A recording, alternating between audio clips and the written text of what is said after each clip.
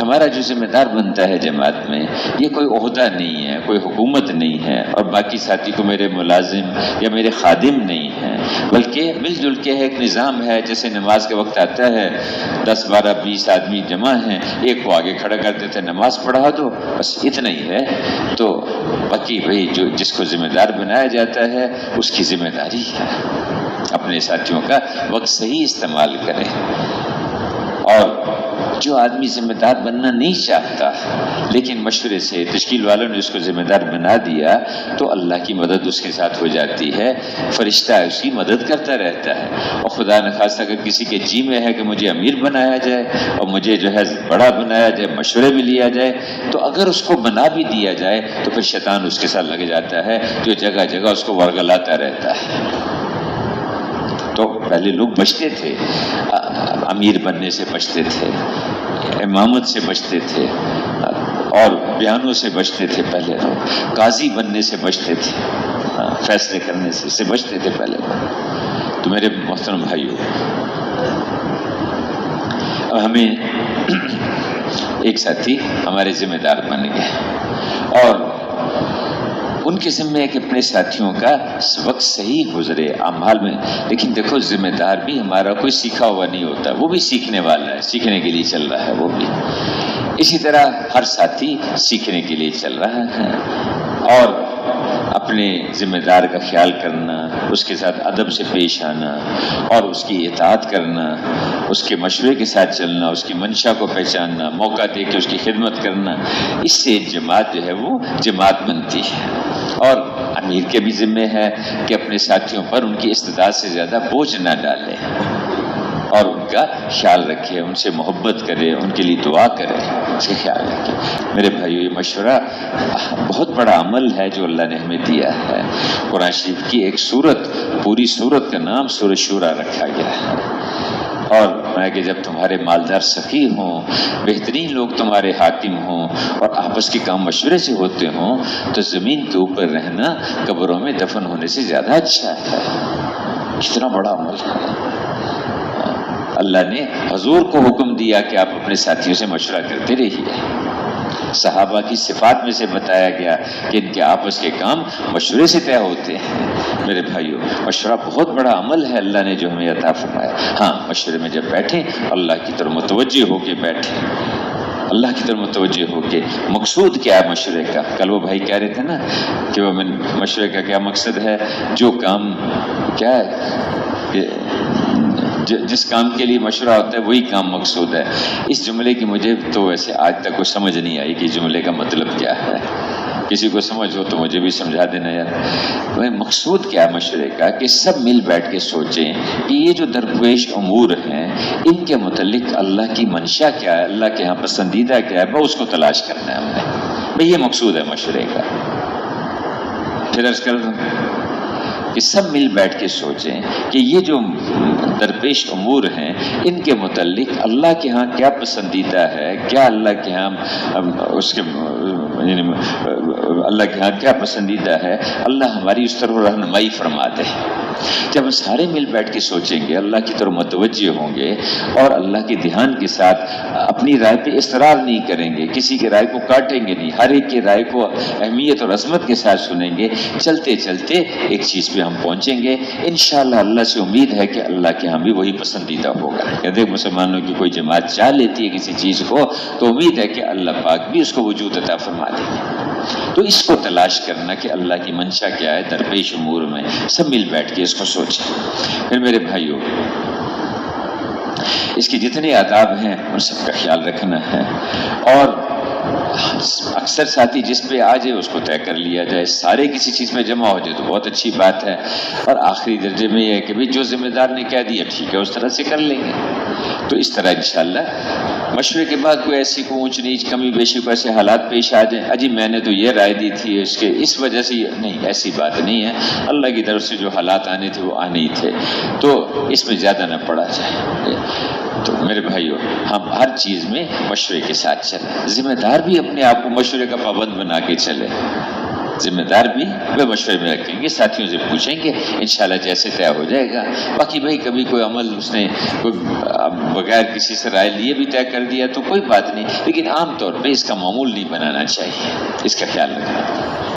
بہت اہم بیان، قابل سماعت بیان ڈاکٹر سلیم محمود صاحب، مکمل بیان یہاں سے ابتدائی بیان سماعت فرمائیں، کمنٹ میں بتائیں کہاں سے دیکھ رہے ہیں، سن رہے ہیں، تبصرہ لازمی کیجیے۔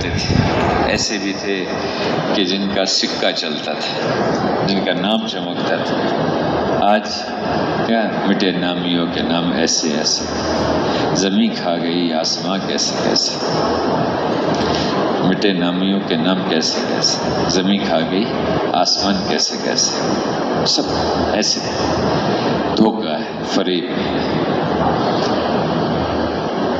اور دوسرا کا متاع ہے، متاع کس کو کہتے ہیں؟ ایک بڑے عالم تھے، عرب بزرگ تھے، تلاش کر رہے تھے کہ متاع کا مطلب کیا ہوتا ہے۔ دیہات کے لوگ فطرت کے قریب ہوتے ہیں، ان کی بولی بھی فطری ہوتی ہے۔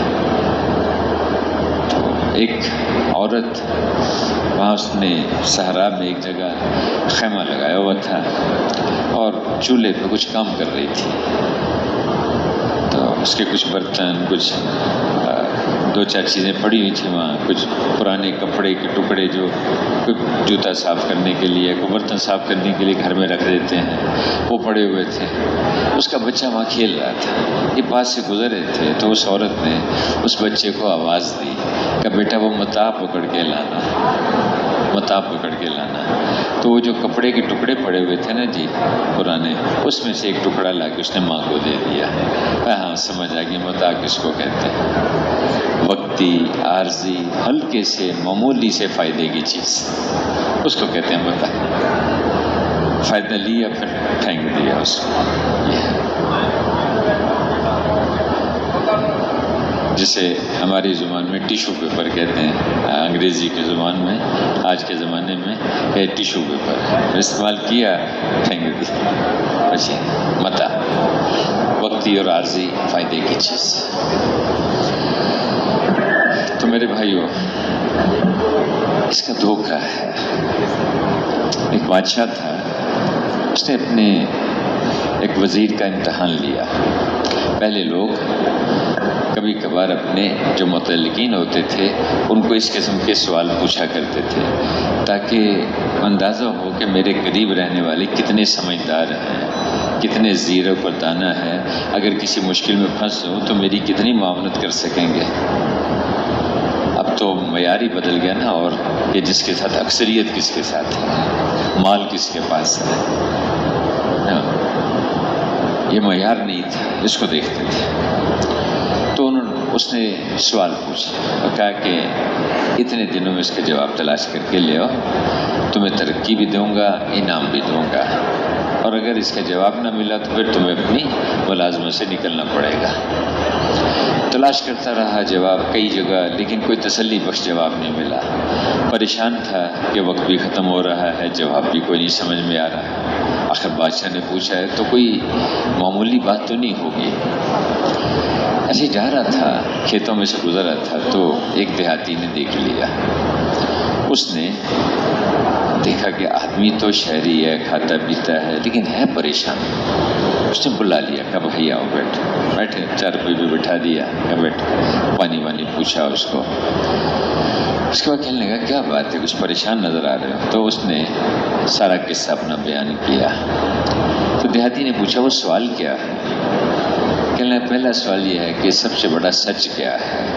کہ نہیں، کوئی مشکل نہیں ہے، موت سب سے بڑا سچ ہے، موت سب سے بڑا سچ، ہر ایک کو آنی ہے، ہر جگہ آنی ہے، بڑے بڑے آئے، کوئی اس سے بچ نہیں سکا۔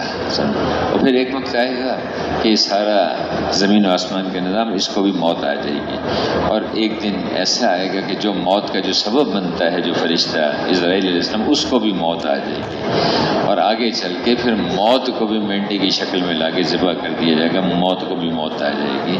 تو سب سے بڑا سچ موت ہے۔ کچھ تسلی ہوئی اس کے جواب سے۔ کہنے لگے دوسرا سوال کیا ہے؟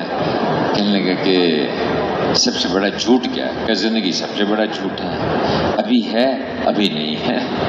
اجی میں ابھی تو اس سے مل کے آیا ہوں، اب پیچھے پیچھے پیغام آ گیا کہ جی وہ اس کو دل کا دورہ پڑا ہے، وہیں بیٹھے بیٹھے ختم ہو گیا، آپ اٹھ کے گئے پیچھے وہ گرا اور ختم ہو گیا۔ ایک گاڑی میں جا رہے سے ایکسیڈنٹ ہوا، وہ اسی میں ابھی ہم پشاور میں تھے تو ایک ساتھی سنانے لگے یعنی کہ پچھلے ہفتے ہمارے ایک ساتھی گاڑی میں جا رہے تھے، بیٹا ان کا اس طرح بیٹھا ہوا تھا، تو گاڑی کی جو سیٹ تھی وہ یہاں تک تھی، کندھوں تک تھی، یعنی بعض سیٹیں تو سر تک ہوتی ہیں، وہ کندھوں تک تھی سیٹ۔ تو گاڑی میں بیٹھے ہوئے تھے تو آگے راستہ تو گاڑی رکی ہوئی تھی، پیچھے ایک اور گاڑی آئی تو وہ ذرا تیز تھی تو اس سے وہ سنبھل لی نہیں تو وہ پیچھے آگے ٹکرائی، معمولی سی ٹکر لگی اس کو۔ وہ گاڑی کو اگلی گاڑی کو جب ٹکر لگی تو اس کی گردن میں سے جھٹکا لگا، وہ گردن کو جھٹکا لگا، اس سے ایک رگ جو تھی وہ اس کی وہ دماغ تک پہنچتی تھی، وہ متاثر ہوئی، وہیں انتقال کر کے بے ہوش ہو انتقال کر گئے۔ اچھا وہ بعد میں ٹریفک تو آگے نکل گئی، وہ ہارن بجا رہے ہیں، وہ چل ہی نہیں رہا پیچھے سے، بیٹا چھوٹا بچہ بیٹھا ہوا تھا پاس، اب وہ لوگ آئے دروازہ بھائی تو آگے چلتے کیوں نہیں، کہتے ابا جی سو گئے، ابا جی سو گئے بھیا۔ اس کا یعنی کوئی اعتبار نہیں، اس لیے زندگی سب سے بڑا جھوٹ ہے، سب سے بڑا جھوٹ ہے۔ لمبے لمبے منصوبے، لمبے لمبے پروگرام، لمبے لمبے نظام، بھائی کتنے ایسے ہیں کہ جنہوں نے 2025 میں ہمارے ساتھ تھے، 26 میں ہمارے ساتھ نہیں ہیں، کتنے ایسے ہیں جو 26 میں ساتھ تھے، یہ جون کا مہینہ ہے لیکن مئی میں ہمارے ساتھ تھے، جون میں ہمارے ساتھ نہیں ہیں، اور کتنے ایسے ہیں جو آج جمعرات کا دن ہے، کل بدھ کو ہمارے ساتھ تھے، آج جمعرات کو ہمارے ساتھ نہیں ہیں، اور کتنے ایسے ہیں صبح یہاں تھے اب اس وقت ہمارے ساتھ نہیں ہیں، چلے گئے۔ تو زندگی سب سے بڑا جھوٹ ہے، موت سب سے بڑا سچ ہے۔ اس کے دونوں سوالوں کے جواب سے تسلی ہو گئی اس کے۔ میں نے کہا تیسرا سوال کیا ہے کہ یہ بتاؤ کہ سب سے میٹھی چیز کیا ہے، سب سے میٹھی چیز کیا ہے؟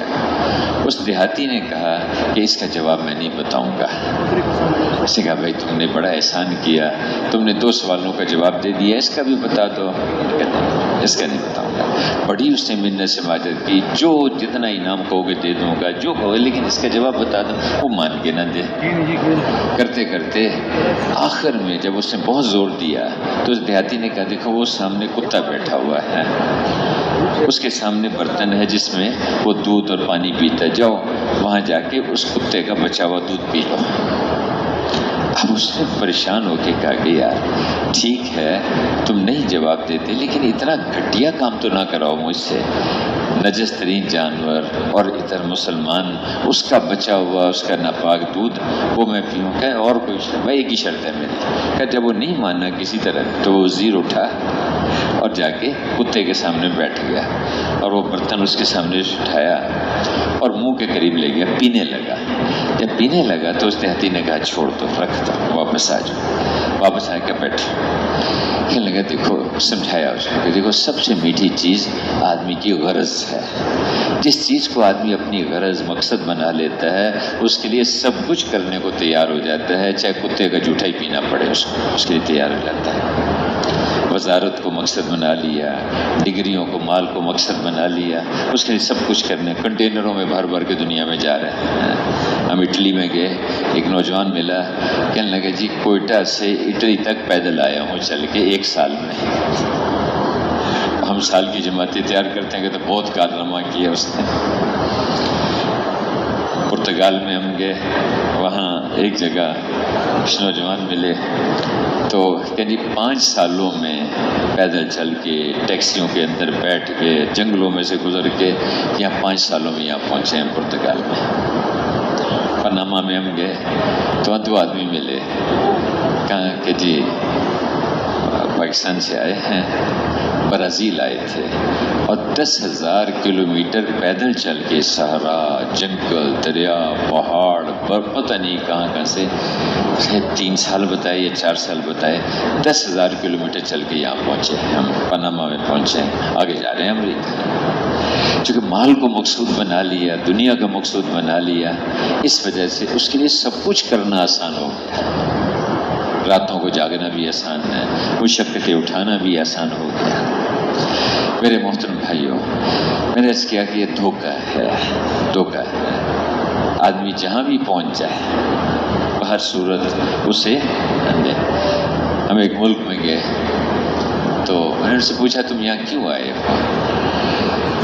کہنے لگے کہ کچھ مال کمائیں گے، کچھ میں نے کہا اچھا اس سے کیا ہوگا؟ کہا ہمارا معیار زندگی اونچا ہو جائے گا، معیار زندگی، مکان بڑھیا بن جائے گا، کوئی گاڑی اچھی مل جائے گی، کوئی کپڑے جوتے ہمارے قیمتی قسم کے مل جائیں گے، تو ہمارا معیار زندگی اونچا ہو جائے۔ چونکہ معیار تو اسی کو بنا لیا نا، چیزوں کو ہی۔ ایک زمانے میں صفات معیار ہوتی تھی، تقویٰ ہے، تواضع ہے، سچائی ہے، امانت داری ہے، شفقت ہے، رحم دلی ہے۔ اس صفات خاندانوں میں صفات ہوتی تھی، بھئی فلانے خاندان کا ہے، یہ ان کے اندر یہ راجپوت ہے، ان میں جرت ہوتی ہے، ہمت والے ہیں، یہ پٹھان ہیں، بڑے مہمان نواز ہوتے ہیں، یہ سندھی ہیں، بہت نرم، سندھ کے ہیں، بہت نرم مزاج۔ پہلے صفات معیار ہوتی تھی، اب مال معیار بن کے رہ گیا، چیزیں معیار بن کے رہ گئی۔ تو کہ جی ہمارا معیار زندگی اونچا ہو جائے۔ میں نے کہا ہم تمہارے پاس پتہ کیوں آئے ہیں؟ متوجہ ہو گئے۔ میں نے کہا ہم اس لیے تمہارے پاس آئے ہیں کہ ہمارا اور تمہارا معیار موت اونچا ہو جائے، مرنے کا معیار اونچا ہو جائے، کہ جب ہم مریں تو اللہ کہے کہ کچھ کر کے آئے، اور معیار موت اونچا ہو جائے۔ کیا کہ فرشتوں نے آ کے کہا یا رسول اللہ آپ کے ساتھیوں میں کس کا انتقال ہو گیا ہے کہ اللہ کا عرش ہل رہا ہے؟ یہ ہے معیار موت۔ یہی پنجوں کے بل چل رہے ہیں، کیا بات ہے؟ کہ جی ان کے جنازے میں اتنے فرشتے اترے ہیں کہ زمین پہ پاؤں رکھنے کی جگہ نہیں، یہ ہے موت۔ بدن سے پانی کے قطرے ٹپک رہے ہیں، کیا بات ہے؟ کہ جی فرشتے آ کے غسل دے رہے ہیں۔ جی دیکھو دیکھو ذرا پیٹ سے کپڑا ہٹا کے دیکھو، یہ مرنے والے کا پیٹ کمر سے لگا ہوا ہے، کیا بات؟ کا بھوک کی وجہ سے اس کی جان چلی گئی۔ کیسے پتہ چلا آپ کو؟ کہ مرا تو فرشتے اس کی طرف کو دوڑے، جب روح لینے کے لیے آئے تو ان کے ہاتھوں میں کھانے پینے کی چیزیں تھیں۔ یہ ہے معیار موت۔ کہ موت کا معیار اونچا کرو، جب اللہ کے پاس جائیں اللہ دیکھ کے خوش ہو جائے۔ جب قبر میں رکھا جائے تو قبر استقبال کرے، واہ واہ واہ واہ، جتنے لوگ میری پشت پہ چلتے تھے تو مجھے ان میں سے سب سے زیادہ محبوب تھا، اب دیکھ تیرے ساتھ کیا سلوک کرتی ہوں۔ اوہد نگاہ تک اس کا استقبال ہو رہا ہے، جنت کی کھڑکیاں، جنت کی خوشبوئیں، ہوائیں اس کی قبر میں آنے۔ یہ ہے موت۔ قبر سے اٹھے اور چہرہ اس کا روشن چمکدار ہو، ایمان کا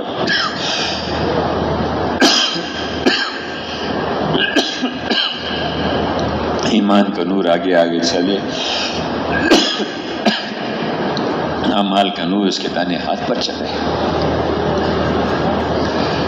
جب پل صراط پر سے گزرے تو جہنم کہے ارے جلدی نکل، جلدی نکل، میری تو آگ ہی ٹھنڈی ہو رہی ہے، جلدی نکل یہاں سے، جلدی جلدی۔ اللہ پاک کے سامنے جب حاضر ہو تو اللہ اس کو دیکھ کے خوش ہو جائے۔ اللہ پاک خوش ہو جائے اس کو دیکھ کے۔ میرے بھائیوں، موت کو سامنے رکھے۔ عقل مند آدمی، سمجھدار آدمی وہ ہے جو موت کو سامنے رکھے اور ہر وقت اس کی تیاری میں لگا رہے، ہر وقت اس کی تیاری میں لگا رہے۔ میرے بھائیوں اور دوستوں، اللہ نے آخرت کی، دنیا کی جتنی بھی پریشانیاں، جتنے بھی مسائل ہیں اور جتنی کامیابی عزتیں ہیں، اس کے لیے اللہ نے ایک راستہ بتایا ہے۔ اس راستے پہ چل کے انسان کامیاب ہوں گے اور پریشانیوں سے بچیں گے۔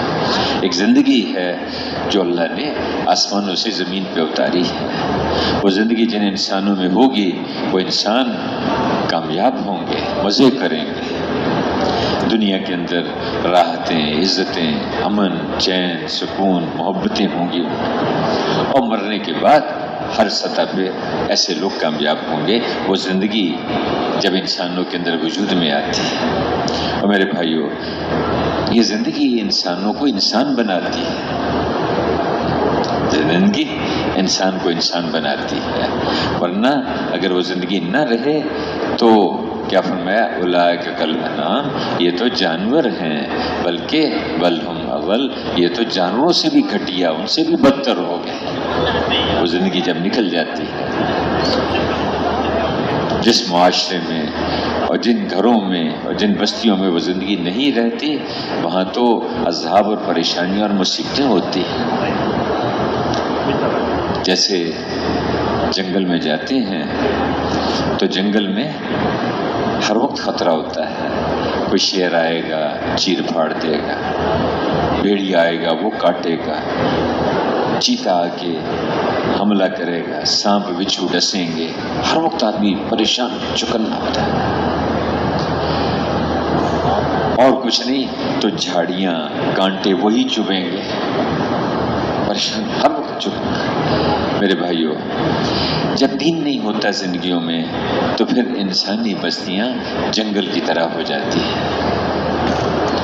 گھروں میں پریشانیاں، بازاروں میں دھوکے فریب، عدالتیں عذاب بنتی ہیں، اسپتال پریشانیوں کے گھر بنتے ہیں. جو راحتوں کے سامان تھے وہ پریشانیوں کے سامان بنتے ہیں جب دین نہیں ہوتا. ایک جنگل کی زندگی ہر جگہ چلتی ہے، نہ کسی کی عزت محفوظ، نہ کسی کا مال محفوظ، نہ کسی کی جان محفوظ. تو انسانی بستیاں، اس لیے میرے محترم بھائیوں،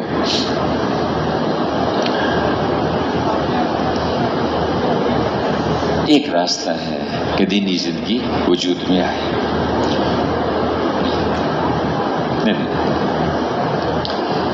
دینی زندگی وجود میں آئے، اس کے علاوہ اور کوئی راستہ نہیں. کوئی راستہ نہیں. میں نے کل بھی عرض کیا تھا کہ جو ایک دعا مانگنا فرض اور واجب کا درجہ رکھتا ہے، وہ ہے اہدنا الصراط المستقیم، کہ اللہ ہمیں صراط مستقیم، سیدھے راستے کی طرف ہماری رہنمائی فرمائے.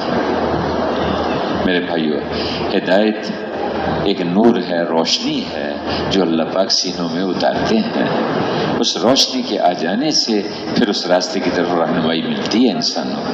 وہ روشنی جب سینوں میں آتی ہے، جیسے یہ آنکھ کی روشنی اور باہر کی روشنی، یہ دونوں ملتی ہیں، دونوں مادی روشنیاں. جب یہ ملتی ہیں تو پھر انسان مادی چیزوں میں فرق کر سکتا ہے. یہ گورا ہے، یہ کالا ہے، یہ نزدیک ہے، یہ دور ہے، یہ اس میں کہ یہ دوست ہے، یہ دشمن ہے، یہ رسی ہے، یہ سانپ ہے، یہ سونا ہے، یہ سب چیزوں کا فرق تب ہوتا ہے جب آنکھوں میں بینائی ہو اور باہر روشنی کی کوئی شکل موجود ہے. اسی طرح ہدایت ایک دلوں کے اندر کی روشنی ہے، دلوں میں ہدایت کا نور ہو اور باہر ہدایت والے اعمال اور ہدایت والی کتاب ہو، قرآن، اللہ کے رسول کی زندگی، یہ ہدایت والی. لیکن اس سے فائدہ وہ اٹھا سکے گا جیسے سورج چاند کی روشنی سے وہ فائدہ اٹھا سکے گا جس کی آنکھ میں نور ہوگا. اس سے وہ فائدہ اٹھا سکے گا جس کے اندر ہدایت کا نور ہوگا، ہدایت کی روشنی ہوگی. جیسے فرمایا کہ آنکھیں اندھی نہیں ہوتی، دل جو سینوں میں ہے وہ اندھے ہو جاتے ہیں، اندھا پن.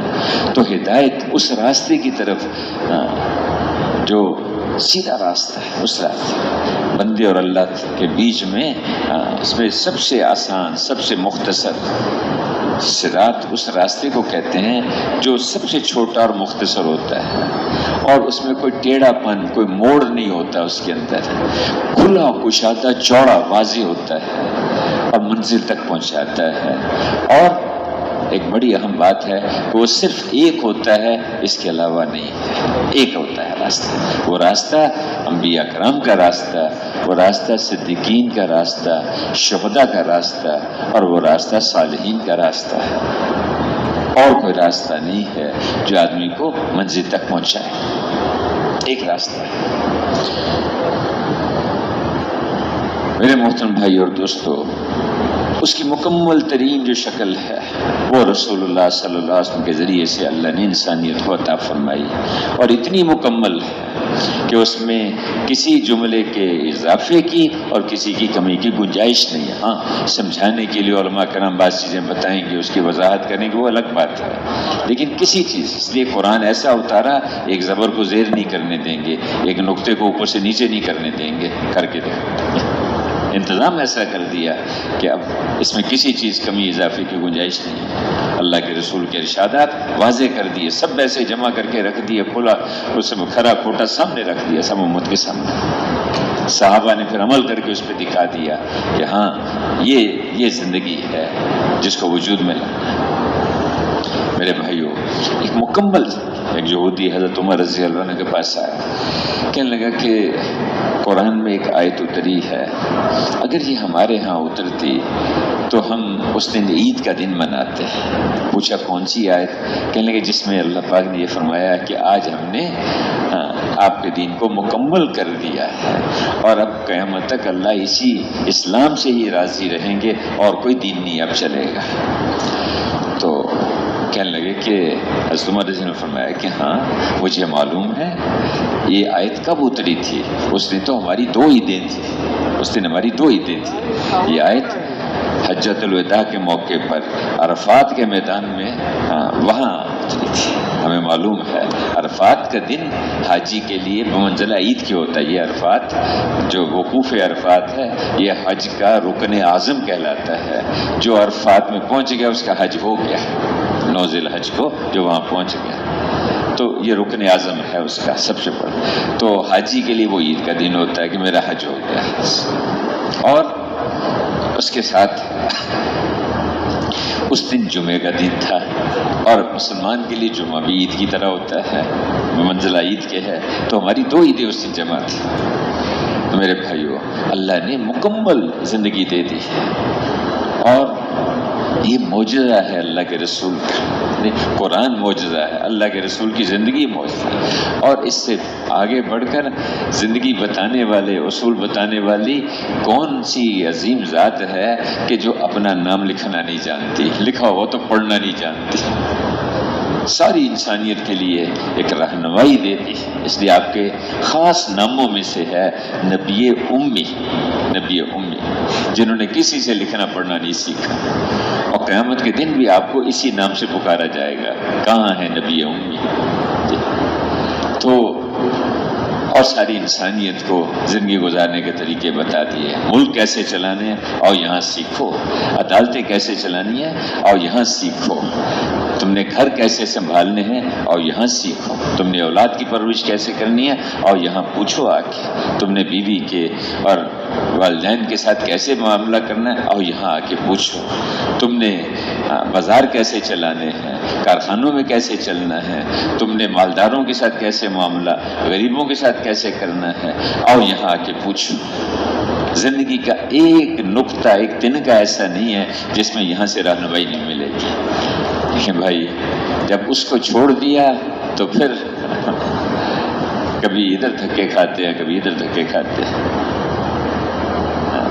اور راستہ ہی نہیں پتا۔ جیسے ایک اندھا آدمی ہوتا ہے، کبھی ادھر کو چل پڑے، کبھی ادھر کو چل پڑے، جہاں سے آواز لگی ادھر کو پیچھے چل پڑے، راستہ نہ منزل پتہ نہ راستے کا پتہ۔ میرے بھائیوں، ایک راستہ ہے کہ پوری امت پورے دین پر آئے، کوئی راستہ اس کے علاوہ نہیں ہے۔ نہ حکومتوں سے مسئلے حل ہوں گے، نہ مال سے مسئلے حل ہوں گے، نہ جو ہتھیاروں اور فوجوں سے کام بنیں گے، جب تک اس پہ نہیں آئیں گے۔ یہ پتھر پہ لکیر ہے، پچھلی ساری قوموں کے واقعات اٹھا کے دیکھ لیں، حکومتوں میں رکھ کے اللہ نے سر پہ جوتے لگوائے، بتاؤ کامیابی کیسے ملے گی؟ حکومتوں میں رکھ کے ساری پارلیمنٹ، ساری کابینہ سمیت بحر قلزم میں لے جا کے غرق کر دیا، لو کامیابی لے کے دکھاؤ۔ مال کے ڈھیر کے ساتھ زمین کے اندر دھنسا دیا، آج سمجھتے مال سے کام بنے گے، بنا کے دکھاؤ۔ زرعی ترقی، پورا ڈیم اوپر توڑ دیا، سد معرب، 70 نہریں نکلتی تھی اس سے، اتنا بڑا ڈیم بنا رکھا، پورا ڈیم اوپر توڑ دیا، کام بنا کے دکھاؤ۔ بدنی قوت، ہاں جاندار مضبوط، اور نے فرشتے کی چیخ کے ذریعے سے سینے پھاڑ دیے، ہوا کے ذریعے سے اٹھا اٹھا کے پھینکا، پٹک پٹک کے پھینکا، کہیں سیلاب بھیج کے غرق کر دیا، کہیں بستیوں کو اٹھا کے اکھاڑ کے پھینک کے اوپر کنگرے پتھر برسا دیے، کہیں چھوٹی چھوٹی چڑیاں ان کے منہ میں کنکریاں بھیج کے پورے ہاتھیوں کے لشکر کی صفائی کر دی۔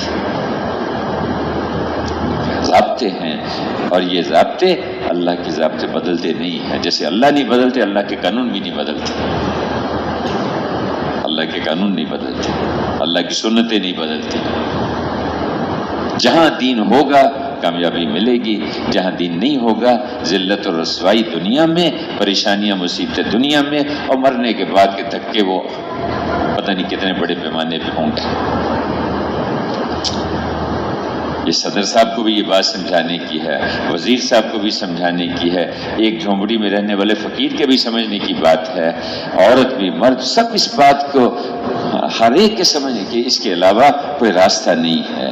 جتنے راستے ہیں پریشانیوں اور صحراؤں میں پھینک دینے والے ہیں، ایک راستہ ہے، ایک بندہ۔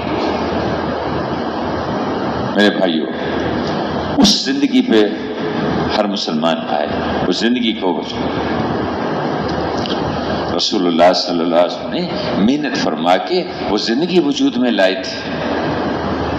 13 سال مکہ معظمہ میں دھکے کھائے، لوگوں کی طرف سے تکلیفیں سہیں، گالیاں دیں، پتھر مارے، انہوں نے سب کچھ برداشت کیا، لیکن اس زندگی پہ سودا نہیں کیا۔ مکہ جیسا محبوب شہر چھوڑنا پڑا، چھوڑ دیا، ہجرت کر کے روتے ہوئے جا رہے تھے، کیا کروں تیرے لوگ رہنے نہیں دیتے یہاں پر، 40 سال سے تو رہ رہے تھے، اب کیوں نہیں رہنے دیتے؟ آپ چھوڑ دیں، دعوت چھوڑ دیں، محنت چھوڑ دیں، جیسے پہلے رہتے تھے ویسے ہی رہیں یہاں پر، پہلے بھی عزت تھی اب بھی عزت ملے گی، نہیں یہ نہیں ہوگا، محنت نہیں چھوڑیں گے۔ اور یہاں 2.5 گھنٹے نہیں دیے جاتے ہم سے روزہ نہیں دیا جاتا یہاں۔ مکہ جیسا محبوب شہر چھوڑ دیا، سب برداشت کیا، لیکن محنت میں کمی آئی، یہ نہیں ہوگا۔ مدینہ میں جا کے ایک نقشہ قائم فرما دیا کہ دیکھو یہ ہے مسلمانوں کی بستی، یہ ہے مسلمانوں کی بازاروں کے احکامات، عدالتوں کے فیصلے، گھروں کی زندگی، وہ سب اس کے بیچ میں مسجد ہے۔ مسجد والی زندگی ذریعہ بنتی ہے سارے شعبوں میں اللہ کے احکامات کے چالو ہونے کی۔ آج تو مسجد صرف نماز کی جگہ بن کے رہ گئی۔ اللہ کا شکر ہے آہستہ آہستہ وہ چیزیں مسجد میں واپس آ رہے ہیں۔ حضرت مولانا یوسف رحمۃ اللہ علیہ نے حیات الصحابہ میں مستقل ایک عنوان باندھا ہے کہ حضور کے زمانے میں، صحابہ کے زمانے میں مسجدیں کن اعمال سے آباد ہوتی تھی۔ مسجدیں تو زندگیاں بدلنے کا ذریعہ تھی، قومیں اس سے چمکتی تھی، قومیں اس سے بنتی تھی، اس لیے سب سے پہلے مسجد بنائی جاتی تھی، اس کے بعد باقی چیزوں کے بارے میں فکر کی جاتی تھی۔ میرے بھائیوں، ہم اللہ کے راستے میں نکلے ہیں اس محنت کو سیکھنے کے لیے، اور اس زندگی کو اپنے اندر بھی لانا، اور باقی دنیا کے انسانوں کو بھی اس زندگی کی طرف متوجہ کرنا، اس پہ لانے کی کوشش کرنی۔ ہم اس لیے نکلے، ہم سے وہ محنت چھوٹ گئی، بھول گئے ہم اس محنت کو چھوٹ۔ میں نے کل عرض کیا تھا نا کہ باغ کے مالیوں نے باغ کی رکھوالی چھوڑ دی، نتیجہ کیا ہوا کہ سارا باغ اجڑ کے ویرانہ بن گیا، سارا باغ اجڑ گیا۔ ایمان میں ضعف آیا، عبادات میں کمی آئی، اخلاق میں بگاڑ آیا، معاشرت اس کے اندر فساد آیا، حتیٰ کہ مسلمان نوجوان اسلام کے اصولوں کا مذاق اڑانے لگ گئے۔ میرے محترم بھائیوں، ہم سے یہ بہت بڑا قصور ہوا، بہت بڑی چوک ہوئی، غلطی ہوئی من حیث الامت، اس پہ ہم اللہ سے معافی مانگیں۔ اب جو ہم اللہ کے راستے میں نکلے ہیں، ہم اس محنت کو سیکھنے کے لیے اور اس محنت والا بننے کے لیے ہم نکلے، اس کام والا بننے کے لیے نکلے۔ میرے بھائیوں، یہ نکلنا اللہ کے ہاں بڑا قیمتی ہے، بہت قیمتی ہے۔ ایک صبح یا ایک شام اس محنت کی نسبت پہ اللہ کے راستے میں لگا دی تو کہ کتنا کہ ساری دنیا اگر کسی کو دے دی جائے اور وہ اس کو اللہ کے نام پہ صدقہ کر دے، جو اجر اور ثواب اس کو ملے گا اس سے زیادہ ایک صبح اور یا ایک شام اللہ کے راستے میں لگانے کا اجر ملے گا۔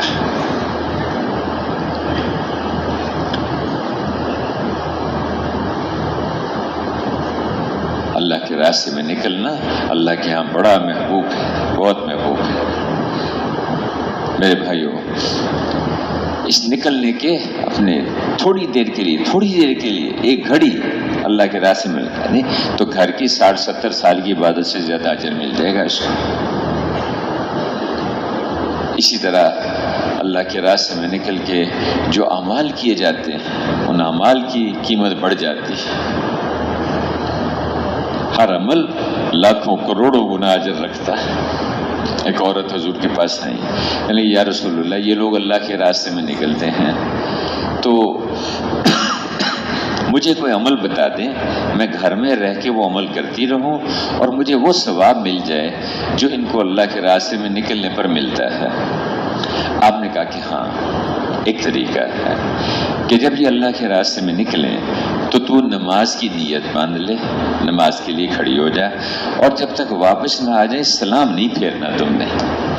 جب یہ نکلے تو روزے کی نیت کر لینا، جب تک واپس نہ آ جائیں افطار مت کرنا، اور جب یہ نکلے تو اللہ کا ذکر شروع کر دینا اور ان کے واپس آنے تک خاموش مت ہونا۔ یا رسول اللہ، اتنی لمبی نماز، روزہ، ذکر کس کے بس میں ہے؟ تو فرمایا کہ اگر تو کر بھی لے، نہیں کر سکتی، اگر تو کر بھی لے تو بھی اللہ کے راستے میں نکلنے والوں کے اجر کا 10واں حصہ بھی نہیں پا سکتی۔ یہ نکلنا اتنا قیمتی ہے۔ میرے بھائیوں، مال خرچ کرنا، اسے کہتے ہیں حوصلے سے خرچ کرے آدمی، حوصلے سے خرچ کرے، اللہ کے راستے میں خرچ کرنا ہے، مال خرچ کرنا۔ ایک صاحب حضور کے پاس آئے کہ یا رسول اللہ، میرے پاس کچھ مال ہے، بس اچھا خاصا مال ہے، اس کا میں کچھ حصہ خرچ کر دوں تو کیا مجھے وہ اجر مل سکتا ہے جو اللہ کے راستے میں نکلنے والوں کو ملتا ہے؟ پوچھا کتنا مال ہے تیرے پاس؟ کہا جی 6000۔ اب وہ 6000 واضح نہیں ہے کہ 6000 درہم تھے یا دینار تھے۔ اگر وہ درہم تھے تو اس کو 5000 سے ضرب دے دو تو پتہ نہیں وہ 30 کروڑ یا 3 کروڑ بنیں گے آج کے زمانے کے حساب سے۔ 5000 سے اس کو ضرب دے دو، اور اگر وہ دینار تھے، 6000 دینار تھے تو پھر اس کو تقریباً اس کو 1.5 لاکھ سے ضرب دے دو، پتہ نہیں کتنا اربوں بنے گی، کتنا اچھا خاصا مال تھا۔ تو آپ نے فرمایا کہ تو کہہ رہا ہے کہ نا اس کا میں کچھ حصہ خرچ کروں، میں کہتا تو سارا ہی خرچ کر دے، تو بھی اللہ کے راستے میں نکلنے والوں کی نیند کا ثواب بھی نہیں پا سکتا۔ میرے بھائیوں، یہ نکلنا بہت قیمتی ہے۔ ہم بڑے کام کے لیے نکلے ہیں، اس دینی زندگی کو اپنے اندر لانا ہے، اوروں کو اس پہ لانے کی کوشش کرنی ہے۔ اس راستے کی مشقتیں بہت قیمتی ہیں۔ 2 قطرے بڑے محبوب ہیں، ایک وہ آنسو کا قطرہ جو اللہ کے خوف سے آنکھ سے نکلے، اور دوسرا وہ خون کا قطرہ جو اللہ کے راستے میں بدن سے نکلے۔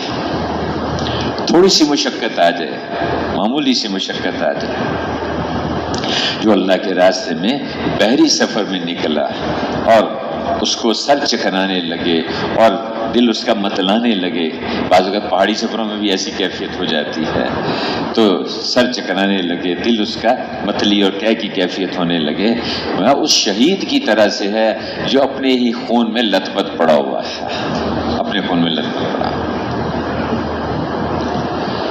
تو اللہ کے راستے کی مشقتیں، حضرت فرماتے تھے کہ کام مقصود نہیں ہے بلکہ کام کے اندر کی جو مشقتیں ہیں وہ مقصود ہیں۔ یہ مشقتیں اللہ کی دہش کے دہانے کھلوانے کا ذریعہ بنتی۔ گرمی، اللہ کے راستے کی گرمی برداشت کرنا۔ کیا کہا انہوں نے کہ لا تنفروا فی الحر، گرمی میں نہ نکلو، گرمی میں نہ نکلو۔ تو جواب آیا کہ ان سے کہیے کہ جہنم کی گرمی بہت شدید ہے، بہت شدید ہے۔ دنیا کی گرمی تو کچھ بھی نہیں، دنیا کی گرمی برداشت کریں گے، اس پہ اللہ پاک جہنم کی گرمی سے بچائیں گے۔ میرے بھائیو، ہم اللہ کے راستے میں یہ نکلنا بڑا قیمتی ہے، ایک محنت کے لیے، ایک کام کے لیے نکلے ہیں۔ ہم بھی دیندار بنے، پوری امت اور پوری انسانیت پورے دین پر آئے۔ بہت اونچا کام، بہت اونچی ذمہ داری اور بہت اونچی محنت ہے اللہ نے جو ہمیں عطا فرمائی ہے، ہم اس کو سیکھنے کے لیے نکلے ہیں۔ میرے محترم بھائیو دوستو، دیکھیے جو عملی کام ہوتے ہیں وہ آدمی کر کے سیکھتا ہے، جو کرتا ہے وہ سیکھتا ہے۔ دیکھ کے، سن کے، پڑھ کے اندازہ تو ہو سکتا ہے لیکن سیکھتا نہیں ہے اس سے۔ گاڑی چلانی سیکھنی ہو تو بتاؤ کیسے سیکھے گا؟ پہلے گاڑی چلائے گا یا پہلے سیکھے گا؟ بتائیے جی۔ بھائی کہہ رہے ہیں پہلے سیکھے گا۔ اور بتائیے کوئی ایک ڈرائیور دنیا میں بتا دو جس نے سیکھے بغیر گاڑی چلانی شروع کر دی ہو، چلائے بغیر جس نے سیکھ لیا ہو، چلائے بغیر جس نے گاڑی سیکھ لی ہو۔ بھائی چلائے گا پہلے پھر سیکھے گا، جو چلائے گا نہیں سیکھے گا کیسے؟ جو آٹا گوندے گا نہیں اس کو آٹا گوندنا کیسے آئے گا؟ تو کوئی بھی کام جو عملی کام ہوتے ہیں جب کرتا ہے آدمی پھر سیکھتا ہے، جب کرے گا پھر سیکھے گا۔ تو یہ محنت، اس کو سیکھنا ہے تو اس کے لیے کرنا شروع کرتا ہوں۔ اس کا طریقہ یہ ہے کہ آدمی کرے، جیسے ایک آدمی اس میں تجارت خرید و فروخت کرتا ہے، آہستہ آہستہ سیکھ لیتا ہے، پھر تاجر بن جاتا ہے۔ حالانکہ سبزی پھل وغیرہ ہم سبھی خریدنے کے لیے جاتے ہیں لیکن ہمیں کوئی تاجر نہیں کہتا۔ اسی طرح ایک آدمی ذمہ دار ہے تو ذمہ دارہ جو ہے وہ کوئی تو گندم سبزیاں وغیرہ ہم سارے ہی کھاتے ہیں، بعض گھروں میں گملے میں کوئی پودے پھول بھی لگے لیکن ان کو کوئی ذمہ دار نہیں کہتا ہے۔ ذمہ دارہ تو ایک فن ہے، ایک محنت ہے جو آدمی سیکھتا ہے محنت کر کے۔ اسی طرح میرے بھائیو اس محنت کو بھی سیکھنا ہے۔ دیکھو کوئی بھی کام سیکھنا ہو تو تین چیزیں ضروری ہوتی ہیں۔ ایک ہے وقت فارغ کرے آدمی، بغیر وقت فارغ کے کوئی کام نہیں آدمی سیکھ سکتا۔ بھائی جوتا بنانے کا، مرمت کرنے کا کام سیکھنا ہو اس کے لیے بھی وقت چاہیے۔ بال بنانے ہیں، بال کاٹنے ہیں، اس کا طریقہ سیکھنا ہو اس کے لیے بھی وقت چاہیے، وقت فارغ کرے گا۔ دوسرا کام اس ماحول میں جائے گا جہاں وہ فن سیکھا جاتا ہے۔ تجارت سیکھنی ہے تو گھر کے مہمانوں کے کمرے میں بیٹھ کے نہیں سیکھ سکتا، بلکہ اس کے لیے بازاروں میں جانا پڑے گا، وہاں جا کے سیکھے گا۔ ذمہ دارہ سیکھنا ہے تو گھر میں رہ کے نہیں سیکھے گا، اس کے لیے کھیتوں اور باغوں کے ماحول میں جانا ہوگا۔ ڈاکٹری سیکھنی ہے تو اس کے لیے اس کے جو اسپتال وغیرہ وہاں جانا ہوگا۔ تو وقت فارغ کرے اور ماحول اختیار کرے۔ اور تیسری بات کیا ہے؟ ان دو چیزوں کو تو ہم نے اختیار کر لیا، اللہ کا شکر ہے۔ چلا 4 مہینے وقت بھی نکالا اور ماحول میں بھی آگے۔ اگلی بات بڑی اہم ہے اور غور سے سننے کی ہے، جہاں چوپ ہو جاتی ہے وہ کیا ہے کہ ایک ڈاکٹری پڑھنے کے لیے وہاں اسپتال میں میڈیکل کالج میں چلا گیا نوجوان، وقت بھی فارغ کیا، پورے وقت پہ آتا ہے، 8 بجے آتا ہے اور 2 بجے وہاں سے جاتا ہے، اور اس ماحول میں بھی آتا ہے، روز رہتا ہے، لیکن کتابیں جو ہے وہ انجینئرنگ کی پڑھتا ہے۔ ٹھیک ہے، کیا خیال ہے ڈاکٹر بن جائے گا وہ؟ اچھا، استادوں نے کہا کہ بھائی اس وقت میں تم نے فلانے مریض کو جا کے دیکھتا، فلانے کہ جی میں تو وہ فلانی گاڑی ہے اس کو ذرا جا کے اس کی خرابی ہے اس کو جا کے دور کرنا ہے مجھے، تو کیا خیال ہے ڈاکٹری سیکھ جائے گا؟ انشاءاللہ اگر اس طرح 50 سال بھی اس میں پڑا رہے گا نا جی تو ایک اس کو بس یہ ہے کہ اگر اس طرح کی اگر 4 مہینے لگائے گا تو تینوں باتیں ہیں، وقت بھی فارغ کرنا، ماحول میں بھی آنا، اور جس طرح اس لائن کے بڑے کہتے ہیں اس طرح سے وقت لگانا، اس طرح سے وقت استعمال کرنا، پھر آدمی سیکھے گا۔ کسی بھی جگہ سے آدمی فائدہ تب اٹھا سکتا ہے جب آدمی وہاں والوں کے بتائے ہوئے اصولوں کے مطابق چلے گا۔ بڑے ذمہ داروں نے کہا کہ دیکھو ہل چلاؤ، بیج ڈالو، پانی لگاؤ، بہت اچھی بات ہے، میری زمین ہے، میں اس میں سارے کام کروں گا۔ ہاں لیکن میری زمین ہے، میں مالک ہوں۔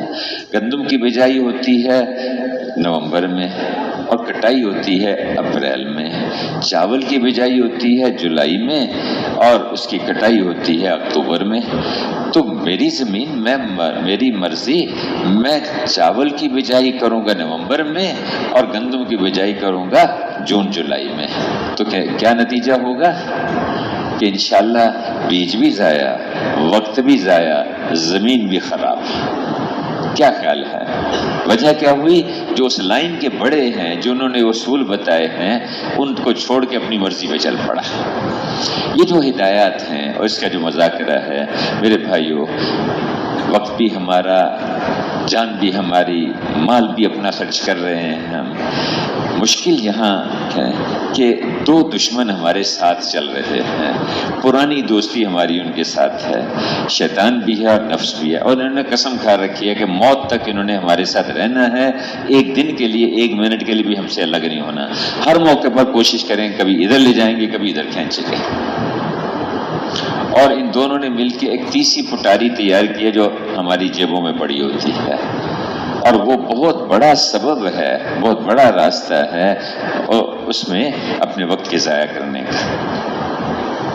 اس لیے میرے بھائیوں، یہاں وہ فائدہ اٹھا سکے گا جو ان اصولوں کے مطابق چلے گا۔ اور واقعی وہ اسے حضرت فرماتے تھے کہ اس کام میں بنے تو ایسا بنے کہ ایسا بنا ہوا کہیں نہ ملے، اور اگر اصولوں کے ساتھ نہیں چلے گا تو پھر ایسا بگڑے کہ ایسا بگڑا ہوا بھی کہیں نہیں ملے گا۔ اس لیے اصولوں کے ساتھ چلنا۔ اس لیے میرے بھائیو دوستو، اب ہماری جماعت بن گئی اور انشاءاللہ دعا کے بعد ہماری جماعتیں اللہ کی راہ سے روانہ ہوں گی۔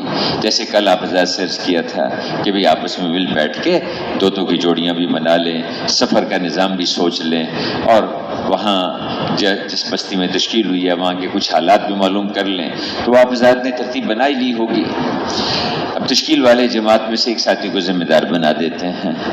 ہمارا جو ذمہ دار بنتا ہے جماعت میں، یہ کوئی عہدہ نہیں ہے، کوئی حکومت نہیں ہے، اور باقی ساتھی کو میرے ملازم یا میرے خادم نہیں ہیں، بلکہ مل جل کے ایک نظام ہے۔ جیسے نماز کا وقت آتا ہے، 10 12 20 آدمی جمع ہیں، ایک کو آگے کھڑا کر دیتے ہیں، نماز پڑھا دو، بس اتنا ہی ہے۔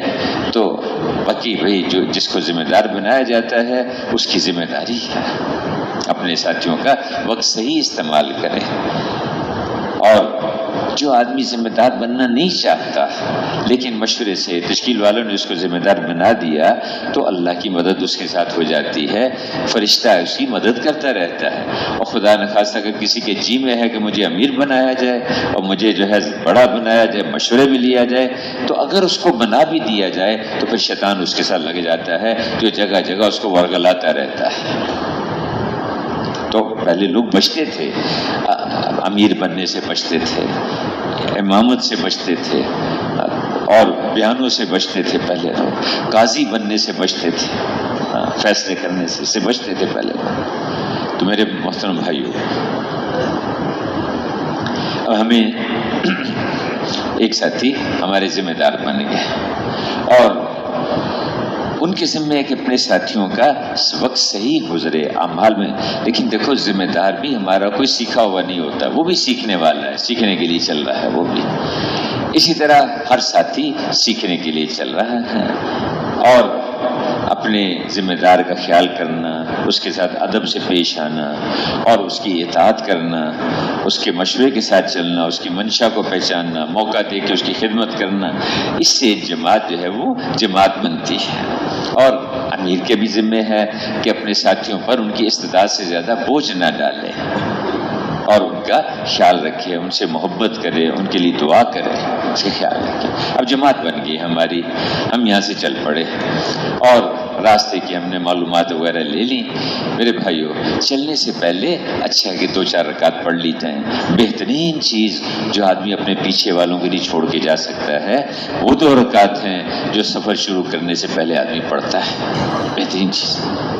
اور جوڑیاں 2-2 کی بنا لی، آپس میں سیکھتے ہوئے جائیں، سکھاتے ہوئے جائیں۔ اپنے سامان کے اوپر نام پتہ بھی لکھا ہوا ہو، سامان کے اندر کوئی شناختی کارڈ کی نقل کاپی بھی ہو۔ بعضی جماعتوں میں بیرون ملکوں کے مہمان ساتھ ہوتے ہیں تو ان مہمانوں کو یہاں سے ان کے پاسپورٹ کی پہلے صفحے کی نقل اور اس کے علاوہ ان کے ویزے والے صفحے کی نقل ساتھ دیتے ہیں۔ کسی جگہ کسی ادارے والے اس کی تحقیق کرنا چاہتے ہیں تو ہمارے پاس اس کے کاغذات پورے ہوں۔ جانے سے پہلے جن جماعتوں میں بیرون کے مہمان ہیں ان کے ذمہ دار ترجمان وغیرہ یہاں سے اس کو دیکھ کے جائیں، نہ ہو تو وہاں شعبے والوں سے جا کے، بیرون والوں سے جا کے اس کی کہیں، وہ انشاءاللہ اسی وقت دے دیں گے آپ کو۔ تو چونکہ میرے بھائیوں، جتنے بھی ادارے ہیں نا جی ہمارے، یہ ہمارے اپنے ہیں اور یہ ہمارے معاون اور مددگار ہیں، اس لیے ہمیں ہر جگہ ان سے تعاون کرنا ہے۔ راستے میں بھی کسی جگہ بس میں ہم سفر کر رہے ہوتے ہیں تو وہ آ جاتے ہیں دیکھنے کے لیے کوئی غلط چیز کو، تو اس میں بالکل یہ نہیں کہنا کہ یہ تبلیغ والے ہیں، تبلیغی جماعت، ان کی ذمہ داری ہم اس میں تعاون کیجیے، آپ دیکھیں، آ کے دیکھیں، سامان دیکھیں، سب کچھ دیکھیں آپ، تو ہم تعاون کریں ان سے خیر کے کاموں میں ایک دوسرے کے ساتھ۔ یہ سب ہمارے مددگار، ہمارے معاون ہیں، ہمارے، تو اس لیے ہم ان کے کمی بیشی اونچ نیچ جہاں باقی چیزوں میں ہوتی ہے یہاں بھی ہے، چلتی رہتی ہیں، لیکن ہم ان کے لیے دعا بھی کریں اور ان کے شکر گزار بھی ہوں۔ ایک دفعہ ہم ایسے ہی جا رہے تھے، رات کا وقت تھا، کوئی 1-1:30 بجے کا، لاہور میں موٹر سائیکل میں جا رہے، میرا ایک تعزت بھائی تھا، ہم دونوں، دھند سخت سردی، دسمبر کے دن تھے، تو ایک جگہ 5-6 پولیس والوں نے ہمیں روک لیا، تو انہوں نے کاغذات وغیرہ دیکھے، شناختی کارڈ دیکھا، پھر انہوں نے کہا کہ بھائی ٹھیک ہے آپ جائیں۔ میں نے کہا تھوڑی میری بات سن لو۔ کہنے کیا؟ میں نے کہا اللہ تم لوگوں کا بھلا کرے، اللہ تم لوگوں کو جزائے خیر دے کہ رات کے 12-1 بجا ہوا ہے، سخت سردی ہے، دھند چھائی ہوئی ہے، اور تم لوگ یہاں تھوڑے سے کوئلے ڈال کے اور تم یہاں ڈیوٹی پہ کھڑے ہو یہاں پر، اور تمہاری وجہ سے ہم لوگ گھروں میں اپنے آرام سے سو رہے ہیں، بستروں میں سو رہے ہیں، اگر تم یہاں یہ ذمہ داری پوری نہ کرو تو ہم راتوں کو ہمیں سب کو جاگنا پڑے، حالانکہ بیویاں تمہاری بھی ہیں، بچے تمہارے بھی ہیں، تو تمہارے شکر گزار ہیں، میں شکریہ تمہارا ادا کرنا تھا، اس لیے میں نے تم سے بات کی۔ تو میں نے جب اتنا کہا تو سچی ایک ان میں سے ہزاروں کو رونے لگ گیا، کہ ہم سے تو کبھی اس طرح کسی نے بات ہی نہیں کی۔ اب یہ پاپڈا کا لائن مین ہے، نہیں تو اوپر وہ بجلی کی اس پہ چڑھ کے اپنی جان کو خطرے میں ڈال کے کیا جی ہمارے بچوں کو پنکھے کی ہوا مل جائے، ہمارے گھر میں اس کو سردی لگ رہی ہے، کوئی ہیٹر ان کا جو ہے جل جائے، اس وجہ سے اپنی جان کو خطرے میں، ہم اس کو آ جاتا ہے تو پانی کا گلاس بھی نہیں پوچھتے اس کو۔ ہم سب ان کے شکر گزار ہوں، اس لیے میں نے اس کیا کہ راستے میں جس قسم کے جو اور ان سے تعاون کریں۔ بسوں کے اوپر منع کیا جاتا ہے کہ اس کے اوپر ہم سفر نہ کریں، اسی طرح کوئی چیز یعنی جو اس میں جو قانون کے خلاف ہے، جیسے یہ سلنڈر چولہا ہے، یہ منع کیا گیا، بسوں میں ریل گاڑیوں میں اس کو لے کے نہ جائیں، حادثے ہو جاتے ہیں، نقصان ہو جاتا ہے۔ اس قسم کے جتنے قانون ہوتے ہیں ان کو ماننا یہ ہماری ایمانی اور دینی ذمہ داری ہے، یہ دین کا حصہ ہے، اللہ کی مانو، اللہ کے رسول کی مانو، اور جو تمہارے بڑے ہوں ان کی اطاعت کرو۔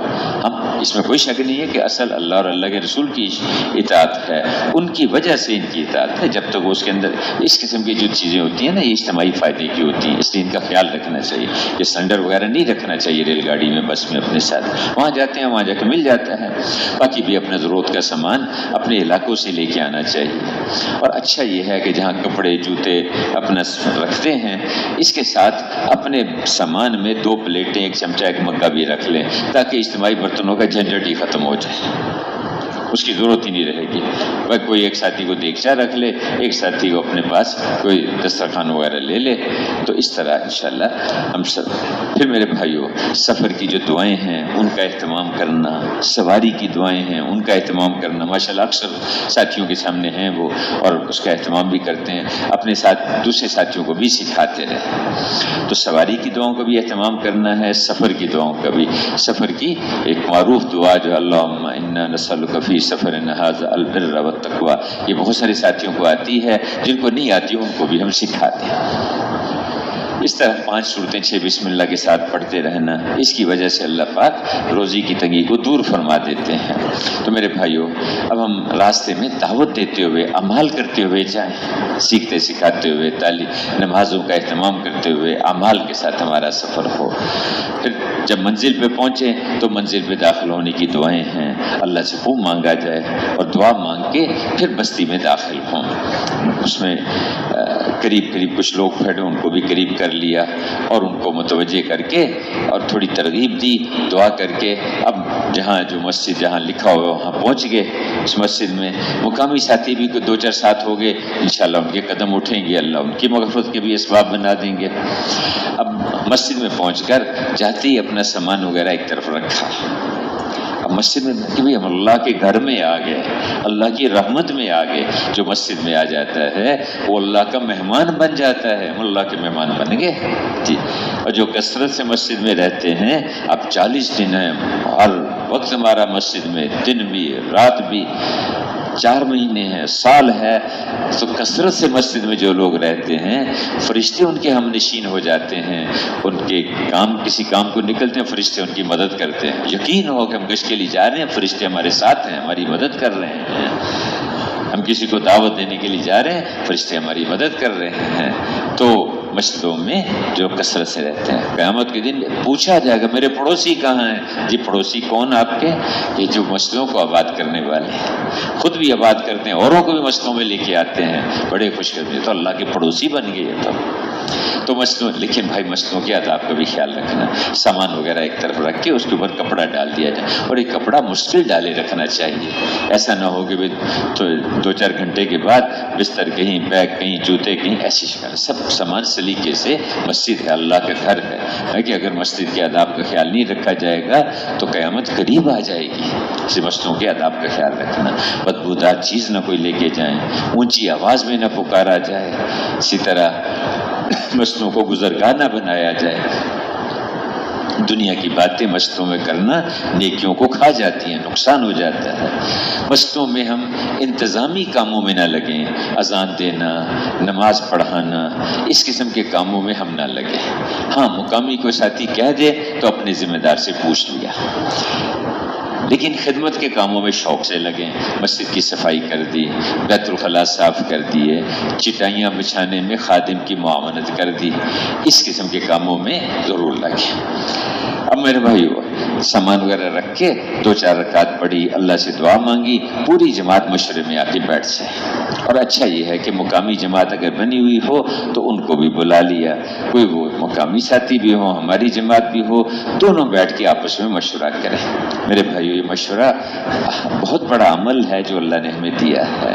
قرآن شریف کی ایک سورت، پوری سورت کا نام سورۃ شورى رکھا گیا ہے۔ اور میں کہ جب تمہارے مالدار سخی ہوں، بہترین لوگ تمہارے حاکم ہوں اور آپس کے کام مشورے سے ہوتے ہوں تو زمین کے اوپر رہنا قبروں میں دفن ہونے سے زیادہ اچھا ہے۔ کتنا بڑا عمل ہے۔ اللہ نے حضور کو حکم دیا کہ آپ اپنے ساتھیوں سے مشورہ کرتے رہیے۔ صحابہ کی صفات میں سے بتایا گیا کہ ان کے آپس کے کام مشورے سے طے ہوتے ہیں۔ میرے بھائیو، مشورہ بہت بڑا عمل ہے اللہ نے جو ہمیں عطا فرمایا۔ ہاں مشورے میں جب بیٹھیں اللہ کی طرف متوجہ ہو کے بیٹھیں، اللہ کی طرف متوجہ ہو کے۔ مقصود کیا ہے مشورے کا؟ کل وہ بھائی کہہ رہے تھے نا کہ وہ مشورے کا کیا مقصد ہے، جو کام کیا ہے، جس کام کے لیے مشورہ ہوتا ہے وہی کام مقصود ہے۔ اس جملے کی مجھے تو ویسے آج تک کوئی سمجھ نہیں آئی کہ جملے کا مطلب کیا ہے۔ کسی کو سمجھ ہو تو مجھے بھی سمجھا دینا یار۔ مقصود کیا ہے مشورے کا کہ سب مل بیٹھ کے سوچیں کہ یہ جو درپیش امور ہیں ان کے متعلق اللہ کی منشا کیا ہے، اللہ کے ہاں پسندیدہ کیا ہے، اس کو تلاش کرنا ہے ہم نے۔ بھئی یہ مقصود ہے مشورے کا۔ پھر عرض کر دوں کہ سب مل بیٹھ کے سوچیں کہ یہ جو درپیش امور ہیں ان کے متعلق اللہ کے ہاں کیا پسندیدہ ہے، کیا اللہ کے ہاں اس کے یعنی اللہ کے ہاں کیا پسندیدہ ہے، اللہ ہماری اس طرف رہنمائی فرما دے۔